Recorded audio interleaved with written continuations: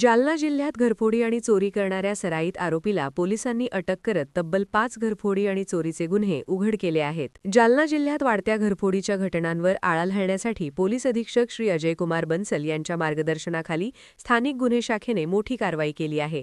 दिनांक 17 नोव्हेंबर 2025 रोजी फिर्यादी रमेश हिरामण वाघ, वय 38 वर्षे, रा योगेशनगर, जालना यांच्या घरातून अज्ञात चोरट्यांनी 7,000 रुपये रोख व 60,000 रुपयांचे दागिने चोरल्याची घटना घडली होती. या प्रकरणी तालुका पोलीस ठाण्यात गुन्हा क्रमांक 758/2025 कलम 305 अ 331-4 भाद 20 नुसार गुन्हा दाखल करण्यात आला होता. दरम्यान दिनांक 28 फेब्रुवारी 2026 रोजी गुप्त माहितीच्या आधारे पोलिसांनी संशयित आरोपी भारत सिंग करपूसिंग बावरी, वय 26 वर्षे, रा गुरु गोविंद सिंग नगर, जालना याला ताब्यात घेतले. सखोल चौकशीत आरोपीने केवळ एक नव्हे तर तब्बल 5 घरफोडी आणि चोरीचे गुन्हे केल्याची कबुली दिली आहे. पोलीस तपासात खालील गुन्हे उघडकीस आले.